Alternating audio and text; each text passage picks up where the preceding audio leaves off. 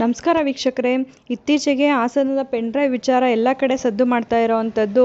ಈ ವಿಚಾರದಲ್ಲಿ ನಾನು ಕಾನೂನಿಗೆ ಸಂಬಂಧಪಟ್ಟ ಕೆಲವು ವಿಚಾರಗಳನ್ನ ಹೇಳಬೇಕು ಅಂತ ಅಂದ್ಕೊಂಡಿದ್ದೀನಿ.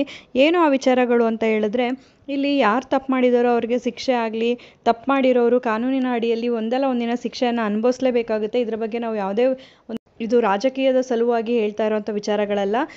ಇಲ್ಲಿ ನಾವು ಕೇವಲ ಪೆನ್ ಡ್ರೈವಲ್ಲಿ ಇರೋವಂಥ ವ್ಯಕ್ತಿ ಏನಿದ್ದಾರೆ, ಅವರು ಮಾಡಿರೋಂಥ ಕಾರ್ಯಗಳೇನಿದ್ದಾವೆ ಅದರ ಬಗ್ಗೆ ನಾವು ಎಲ್ಲ ಕಡೆಯಲ್ಲೂ ಹೋರಾಟಗಳನ್ನ ಮಾಡ್ತಾ ಇದ್ದೀವಿ, ಅಥವಾ ಅವ್ರಿಗೆ ಶಿಕ್ಷೆ ಆಗಬೇಕು ಅಂತ ಬಯಸ್ತಾ ಇದ್ದೀವಿ. ಈ ರೀತಿಯಾಗಿ ಎಲ್ಲ ಕಡೆಯಲ್ಲೂ ಕೂಡ ಹೋರಾಟಗಳು ನಡೀತಾ ಇದೆ. ಖಂಡಿತವಾಗಿಯೂ ಅವರು ತಪ್ಪು ಮಾಡಿದ ಪಕ್ಷದಲ್ಲಿ ಅವ್ರಿಗೆ ಶಿಕ್ಷೆ ಆಗುತ್ತೆ. ತಪ್ಪು ಮಾಡಿದ್ದಾರೆ ಅನ್ನೋದಕ್ಕೆ ನಾವು ಮುಖ್ಯವಾಗಿ ತಿಳ್ಕೊಬೇಕಾಗಿರೋದು, ಕಾನೂನಿನ ಪ್ರಕಾರ ಯಾವುದೇ ಒಂದು ಗಂಡು ಅಥವಾ ಹೆಣ್ಣು ಅವರು ಮೇಜರ್ ಆಗಿರೋವಂಥ ಸಂದರ್ಭದಲ್ಲಿ, ಒಪ್ಪಿತ ಲೈಂಗಿಕ ಕ್ರಿಯೆಗೆ ಒಳಗಾಗಿದ್ದಂಥ ಸಂದರ್ಭದಲ್ಲಿ ಅದು ಕಾನೂನಿನ ಪ್ರಕಾರ ತಪ್ಪಲ್ಲ. ಅದರಲ್ಲಿ ಯಾವುದೇ ರೀತಿಯಾದ ಶಿಕ್ಷೆಯನ್ನು ಕೊಡಿಸುವಂಥ ವಿಚಾರ ಬರೋದೇ ಇಲ್ಲ. ಅವ್ರನ್ನ ಅರೆಸ್ಟ್ ಮಾಡುವಂಥ ವಿಚಾರಗಳು ಕೂಡ ಬಹು ದೂರದ ಮಾತು. ಆದರೆ ಇಲ್ಲಿ ನಾವು ತಿಳ್ಕೊಬೇಕಾಗಿರೋದು, ಇದು ಬಲವಂತದಿಂದ ಆದಾಗ ಅಥವಾ ಯಾವುದೋ ಒಂದು ಅವರ ಮೇಲೆ ಬಲಪ್ರಯೋಗ ಮಾಡಿ ಆದಾಗ ಈ ರೀತಿಯಾದಂಥ ಒಂದು ಕಾನೂನಿನ ಕ್ರಮಗಳನ್ನ ಅವ್ರ ಮೇಲೆ ಜರುಗಿಸ್ಬೋದಾಗಿರುತ್ತೆ. ಅವ್ರ ಮೇಲೆ ಕೇಸನ್ನು ದಾಖಲು ಮಾಡ್ಬೋದು, ಅವ್ರ ಮೇಲೆ ಕಾನೂನು ಕ್ರಮಗಳನ್ನ ಕೂಡ ಜರುಗಿಸ್ಬೋದು. ಆದರೆ ಈ ವಿಡಿಯೋಗಳಲ್ಲಿ ಅದು ಸಾಬೀತಾಗಬೇಕಾಗುತ್ತೆ. ಯಾರು ಸಂತ್ರಸ್ತರಿದ್ದಾರೆ ಅವರು ಬಂದು ಸಾಕ್ಷಿಗಳನ್ನ ಹೇಳ್ಬೇಕಾಗುತ್ತೆ, ಅದಕ್ಕೆ ಸಂಬಂಧಪಟ್ಟ ದಾಖಲೆಗಳನ್ನ ನೀಡಬೇಕಾಗುತ್ತೆ. ಅಲ್ಲ, ಇಷ್ಟು ವರ್ಷಗಳ ಕಾಲ ಸುಮ್ಮನಿದ್ದಾರೆ ಅಂತ ಹೇಳಿದ್ರೆ ಅದಕ್ಕೆ ಅವರು ಸೂಕ್ತವಾದ ಕಾರಣಗಳನ್ನ ನೀಡಬೇಕಾಗುತ್ತೆ. ಇದು 2022ಕ್ಕಿಂತ ಮುಂಚೆ ನಡೆದ ಘಟನೆಗಳು ಅಂತ ಏನು ಹೇಳಲಾಗ್ತಾ ಇದೆ. 2 ವರ್ಷಗಳು ಎಲೆಕ್ಷನ್ ಬರೋವರೆಗೂ ಅವರು ಏನು ಮಾಡ್ತಾಯಿದ್ರು ಅನ್ನೋ ವಿಚಾರಗಳನ್ನು ಕೂಡ ತಿಳಿಸ್ಬೇಕು. ಇಲ್ಲಿ 2000ಕ್ಕಿಂತ ಹೆಚ್ಚಿಗೆ ಪ್ರಕರಣಗಳಿದೆ ಅಂದಾಗ ಕೇವಲ 2-3 ಜನ ಇಲ್ಲಿ ಕಂಪ್ಲೇಂಟನ್ನು ಮಾಡಿದ್ದಾರೆ. ಬೇರೆಯವರು ಯಾಕೆ ಇಲ್ಲಿ ಕಂಪ್ಲೇಂಟನ್ನು ಮಾಡ್ತಾ ಇಲ್ಲ ಅನ್ನೋ ವಿಚಾರ ಕೂಡ ಗಂಭೀರವಾಗುತ್ತೆ. ಇದೆಲ್ಲ ನಿಜವಾಗ್ಲೂ ಅಷ್ಟು ಜನ ಸಂತ್ರಸ್ತರಿದ್ದಾರೆ ಅಂದ ಮೇಲೆ ಅವರು ನೇರವಾಗಿ ಬಂದು ಕಂಪ್ಲೇಂಟ್ ಕೊಡೋಕ್ಕಾಗದೇ ಇದ್ದರು, ಲಿಖಿತವಾಗಿ ಅಥವಾ ಯಾವುದೇ ಒಂದು ರೀತಿಯಲ್ಲಿ SIT ಏನು ಅವರು ಫಾರ್ಮ್ ಮಾಡಿದ್ದಾರೆ ಅದಕ್ಕೆ ತಿಳಿಸೋ ರೀತಿಯಲ್ಲಿ ಅವರು ಕಂಪ್ಲೇಂಟನ್ನು ಕೊಡ್ಬೋದು. ಎಷ್ಟೋ TV ಚಾನಲ್ಗಳಲ್ಲಿ ಏನು ಮಾಡ್ತಾ ಇದ್ದಾರೆ, ಸಂತ್ರಸ್ತರು ಅಂತೇಳಿ ಒಂದಿಬ್ಬರನ್ನ ಕರ್ಕೊಬಂದು ಕೂರಿಸಿ ಮಾತಾಡಿಸ್ತಾ ಇದ್ದಾರೆ. ಅಲ್ಲಿ ನೀವು ಲೈವ್ ಕಾರ್ಯಕ್ರಮಗಳನ್ನ ಮಾಡಿ ಯಾರು ಸಂತ್ರಸ್ತರಿದ್ದಾರೆ ಅವರು ಕಾಲ್ ಮಾಡಿ ತಿಳಿಸಿ, ಅಥವಾ ನಿಮಗೆ ನಾವು ಸಮಸ್ಯೆನ ಬಗೆಹರಿಸ್ತೀವಿ ಅಂತ ಹೇಳಿ ತಿಳಿಸ್ಬೋದಾಗಿತ್ತು. ಅಟ್ಲೀಸ್ಟ್ ಅವಾಗ ಎಷ್ಟು ಜನ ಸಂತ್ರಸ್ತರಿದ್ದಾರೆ ಅಂತನಾದರೂ ತಿಳಿತಾ ಇತ್ತು. ಅವರು ಯಾವುದಾದ್ರೂ ಒಂದು ರೀತಿಯಲ್ಲಿ ಇಷ್ಟು ವರ್ಷಗಳಲ್ಲಿ ಅದನ್ನು ಈಚೆ ತರ್ಬೋದಾಗಿತ್ತು. ತರದೇ ಇರೋದಕ್ಕೆ ಕಾರಣಗಳನ್ನು ಕೂಡ ಅವರು ಕೊಡಬೇಕಾಗುತ್ತೆ. ಅದೇನೇ ಇರಲಿ, ನಾವಿಲ್ಲಿ ಆ ವಿಡಿಯೋ ವಿಚಾರವಾಗಿ ಮಾತಾಡ್ತಾ ಇಲ್ಲ. ಇಲ್ಲಿ ಮುಖ್ಯವಾದ ಒಂದು ವಿಚಾರನ ನಾವು ತಿಳ್ಕೊಬೇಕು. ವಿಡಿಯೋ ಅಥವಾ ಪೆನ್ ಡ್ರೈವ್ಗಳನ್ನ ಯಾರೆಲ್ಲ ಹಂಚಿದ್ದಾರೆ, ಆ ಹಂಚೋವಂಥ ಸಂದರ್ಭದಲ್ಲಿ ಅವರು ಹಂಚಿರೋದು ತಪ್ಪು ಅಂತ ಹೇಳ್ತಾ ಇಲ್ಲ, ಅಂತ ಯಾವುದೇ ಅಪರಾಧಗಳು ಬೆಳಕಿಗೆ ಬರಬೇಕು.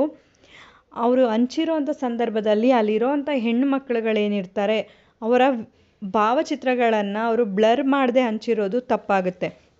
ಯಾಕೆಂದರೆ ಇಲ್ಲಿ ಅವರು ತಪ್ಪು ಮಾಡಿದಾರೋ ಇಲ್ವೋ, ಅದು ಮಾರ್ಫ್ ಆಗಿರೋ ವೀಡಿಯೋಸಾ ಒರಿಜಿನಲ್ ವೀಡಿಯೋಸಾ ಅದೆಲ್ಲ ಕೂಡ ಖಂಡಿತವಾಗಿಯೂ ಈಗಿನ ವೈಜ್ಞಾನಿಕ ಯುಗದಲ್ಲಿ ಎಲ್ಲವೂ ಕೂಡ ಬಯಲಾಗುತ್ತೆ.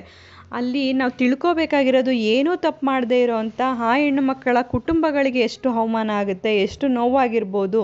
ಆ ಒಂದು ಕುಟುಂಬದವರು ಈ ಸಮಾಜದಲ್ಲಿ ಯಾವ ರೀತಿಯಾಗಿ ಜೀವನ ಮಾಡಬೇಕು, ಈ ರೀತಿಯಾದ ಪ್ರಕರಣಗಳು ನಡೆದಾಗ ಅದನ್ನು ತಿಳ್ಕೊಳ್ದೆ ಬೇರೆಯವರ ಜೀವನವನ್ನು ಹಾಳು ಮಾಡಿ ರಾಜಕೀಯದಲ್ಲಿ ಗೊಂದಲನ ಸೃಷ್ಟಿ ಮಾಡೋದು ಎಷ್ಟು ಸರಿ. ಇಂಥವ್ರಿಗೆ ಕಠಿಣವಾದ ಶಿಕ್ಷೆನ ಕೊಡಲೇಬೇಕಾಗುತ್ತೆ. ಇಲ್ಲಿ ಯಾರೆಲ್ಲ ಈ ಒಂದು ಅಪರಾಧ ಮಾಡಿದಾರೋ ಅವ್ರಿಗೆ ಶಿಕ್ಷೆ ಕೊಡೋದ್ರ ಜೊತೆಗೆ ಆ ಹೆಣ್ಮಕ್ಳು ಯಾವುದೋ ಒಂದು ಸಂದಿಗ್ಧ ಪರಿಸ್ಥಿತಿಯಲ್ಲಿ ಸಿಕ್ಕಿ ತಪ್ಪು ಮಾಡಿರ್ಬೋದು, ಅಥವಾ ಕೆಲವೊಂದು ತಪ್ಪು ಮಾಡದೇ ಇದ್ರೂ ಕೂಡ ಮಾರ್ಫ್ ವಿಡಿಯೋಸ್ ಆಗಿರ್ಬೋದು, ಅದು ಏನೇ ಆಗಿದ್ರೂ ಕೂಡ ಆ ರೀತಿ ಬ್ಲರ್ ಮಾಡದೆ ಆ ವಿಡಿಯೋಗಳನ್ನ ಬಿಟ್ಟಿದ್ದು ತಪ್ಪು ಅಂತ ಹೇಳಲಾಗ್ತಾ ಇದೆ ಕಾನೂನಿನ ಪ್ರಕಾರ. ನಾವಿಲ್ಲಿ ನೋಡಬೇಕಾಗಿರೋದು, ಕೇವಲ ಪ್ರಜ್ವಲ್ ರೇವಣ್ಣ ಅವರ ಘನತೆಗೆ ಧಕ್ಕೆ ಬಂದಿದೆ ಅನ್ನೋದಲ್ಲ, ಅಲ್ಲಿರುವಂಥ ಹೆಣ್ಮಕ್ಳುಗಳು ಕೂಡ ಧಕ್ಕೆ ಬಂದಿದೆ. ಆ ಹೆಣ್ಮಕ್ಳು ಅನ್ನೋದಕ್ಕಿಂತ ಅವರ ಕುಟುಂಬದವ್ರಿಗೆ ಇಲ್ಲಿ ತುಂಬಾ ತೊಂದರೆ ಆಗಿರೋವಂಥದ್ದು.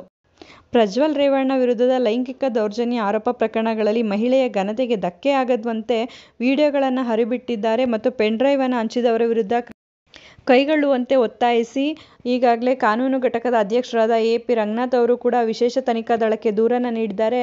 ದೂರಿನಲ್ಲಿ ಈ ಆರೋಪ ಕೇಳಿಬರುತ್ತಲೇ SIT ಕ್ಷಿಪ್ರ ಕ್ರಮ ಕೈಗೊಂಡಿದೆ. ಪೆನ್ ಡ್ರೈವ್ ಹಂಚಿದವರ ಮತ್ತು ಮಹಿಳೆಯರ ಮುಖ ಬ್ಲರ್ ಮಾಡದಂತೆ, ಅವರ ಘನತೆಗೆ ಕುಂದುಂಟಾಗುವಂತೆ ಆ ವಿಡಿಯೋ ಹರಿಬಿಟ್ಟವರ ವಿರುದ್ಧ ಕ್ರಮ ಕೈಗೊಂಡಿಲ್ಲ. ಅಲ್ಲದೆ ಈವರೆಗೂ ಅವರನ್ನು SIT ತನಿಖೆಗೂ ಒಳಪಡಿಸಿಲ್ಲ. ವಿಡಿಯೋ ಮತ್ತು ಪೆನ್ ಡ್ರೈವ್ ಹಂಚಿದವರೆನ್ನಲಾದ ಕೆಲವು ವ್ಯಕ್ತಿಗಳ ವಿರುದ್ಧ ಹಾಸನದ CEL ಪೊಲೀಸ್ ಠಾಣೆಯಲ್ಲಿ FIR ಅನ್ನು ಕೂಡ ದಾಖಲು ಮಾಡಲಾಗಿದೆ. ಭಾರತೀಯ ದಂಡ ಸಂಹಿತೆಯ ಸೆಕ್ಷನ್ 171 ಸಬ್ಕ್ಲಾಸ್ ಜಿ ಹಾಗೂ ಮಾಹಿತಿ ತಂತ್ರಜ್ಞಾನ ಕಾಯ್ದೆಯ ಸೆಕ್ಷನ್ 67ರ ಅಡಿಯಲ್ಲಿ ಪ್ರಕರಣ ದಾಖಲಿಸಿರುವುದು ತಿಳಿಯಲಾಗಿದೆ. ಕೆಲವು ಸೋಷಿಯಲ್ ಮೀಡಿಯಾಗಳಾಗಿರ್ಬೋದು ಅಥವಾ ಕೆಲವೊಂದು ಪ್ರೈವೇಟ್ ನ್ಯೂಸ್ ಚಾನಲ್ಗಳಾಗಿರ್ಬೋದು ಈ ವಿಡಿಯೋಗಳನ್ನು ಬಿತ್ತರಿಸ್ತಾ ಇದ್ದಾರೆ. ಅವರ ಉದ್ದೇಶ ಏನು ಅಂದರೆ TRPನ ಪಡ್ಕೊಳ್ಳೋದು, ವ್ಯೂಸ್ನ ಪಡ್ಕೊಳ್ಳೋದೇ ಆಗಿರುತ್ತೆ. ಇಲ್ಲಿ ಆ ಹೆಣ್ಮಕ್ಳ ಜೀವನ ಏನಾಗುತ್ತೆ, ಅವರ ಕುಟುಂಬದವರ ಕಥೆ ಏನು ಅನ್ನೋದನ್ನು ಯಾರೂ ಕೂಡ ಯೋಚನೆ ಮಾಡ್ತಾ ಇಲ್ಲ. Supreme court R Rajagopal versus state of Tamil Nadu ಪ್ರಕರಣದಲ್ಲಿ ಸಭ್ಯತೆಯ ಕಾರಣಕ್ಕಾಗಿ ನಾವು ಸಂವಿಧಾನದ ವಿಧಿ 19 ಸಬ್ಸೆಕ್ಷನ್ 2ಕ್ಕೆ ಮಿತಿ ಹಾಕಿಕೊಳ್ಳಬೇಕು. ಲೈಂಗಿಕ ದೌರ್ಜನ್ಯ, ಅಪಹರಣದಂತಹ ಅಪರಾಧಗಳಿಗೆ ಬಲಿಯಾದ ಸಂತ್ರಸ್ತ ಮಹಿಳೆಯ ಘನತೆಗೆ ಧಕ್ಕೆ ತರುವಂಥ ಘಟನೆಯನ್ನು ವರದಿ ಮಾಡಬಾರ್ದು ಅಂತ ಹೇಳಿದೆ. ಅದರಂತೆ ಅಶ್ಲೀಲ ವಿಡಿಯೋಗಳನ್ನು ಪ್ರಸಾರ ಮಾಡುವ ಎಲ್ಲ ಸುದ್ದಿ ಮಾಧ್ಯಮಗಳ ವಿರುದ್ಧ ಕೂಡ FIRನ ಖಂಡಿತವಾಗಿಯೂ ದಾಖಲಿಸಬೇಕಾಗುತ್ತೆ. ವಿಡಿಯೋಗಳ ಅಸಲಿಯತ್ತು ಮತ್ತು ಸತ್ಯ ಏನು ಎಂಬುದರ ಕುರಿತು ತನಿಖೆ ನಡೆಯುತ್ತಿದೆ. ಇದರ ನಡುವೆ ಮಹಿಳೆಯರ ಮುಖ ಕಾಣುವಂತೆಯೇ ವಿಡಿಯೋಗಳನ್ನು ಶೇರ್ ಮಾಡುತ್ತಿರುವುದು ಅವರ ಖಾಸಗಿ ಬದುಕಿನ ಉಲ್ಲಂಘನೆಯಾಗಿದೆ ಮತ್ತು ಆ ಮಹಿಳೆಯರ ಗೌರವ ಘನತೆಗೆ ತೀವ್ರ ಧಕ್ಕೆಯಾಗಿದೆ.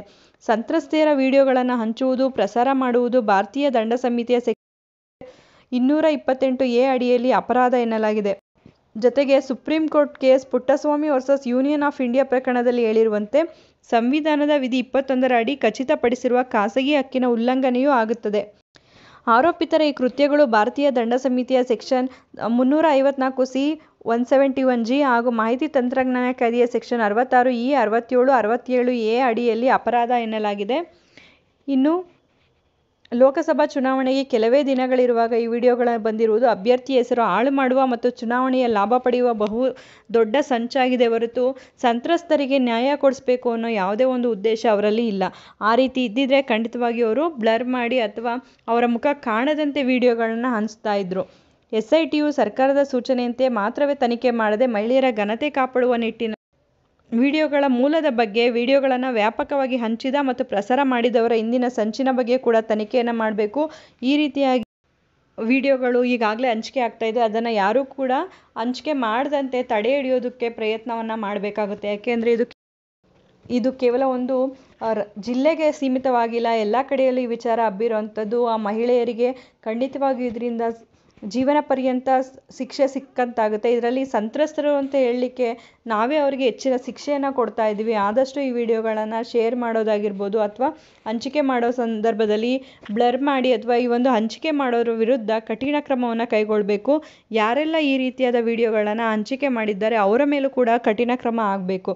ಇಲ್ಲಿ ಅಪರಾಧ ಮಾಡಿರೋರಿಗೆ ಮಾತ್ರ ಶಿಕ್ಷೆ ಅಲ್ಲ, ಈ ರೀತಿ ಆ ಮಹಿಳೆಯರ ಗೌರವಕ್ಕೆ ಧಕ್ಕೆ ತಂದು ಆ ಮಹಿಳೆಯರಿಗೂ ಅನ್ನೋದಕ್ಕಿಂತ ಹೆಚ್ಚಾಗಿ ಆ ಕುಟುಂಬಕ್ಕೆ ಧಕ್ಕೆ ತಂದಿರೋರ ವಿರುದ್ಧ ಕೂಡ ಶಿಕ್ಷೆ ಆಗಬೇಕಾಗುತ್ತೆ. ಲೈಕ್ ಮಾಡಿ, ಮತ್ತೊಬ್ಬರಿಗೆ ಈ ವಿಚಾರ ಉಪಯುಕ್ತ ಆಗುತ್ತೆ ಅನಿಸಿದ್ರೆ ಶೇರ್ ಮಾಡಿ. ಹೊಸದಾಗಿ ನೋಡ್ತಾ ಇರೋರು ಸಬ್ಸ್ಕ್ರೈಬ್ ಮಾಡಿಕೊಂಡು ನೋಡಿ. ಕಾನೂನಿನ ಜ್ಞಾನ ಪ್ರತಿಯೊಬ್ಬರಿಗೂ ಉಪಯುಕ್ತ ಆಗುವಂಥದ್ದು. ಬಿಡುವಿನ ಸಮಯದಲ್ಲಿ ಇಂಥ ಉಪಯುಕ್ತ ಮಾಹಿತಿಗಳನ್ನ ತಿಳ್ಕೊಳ್ಳೋದು ಪ್ರತಿಯೊಬ್ಬರಿಗೂ ಉಪಯುಕ್ತ ಆಗುತ್ತೆ ಅಂತ ಹೇಳಿ ಭಾವಿಸ್ತೀನಿ. ಧನ್ಯವಾದಗಳು.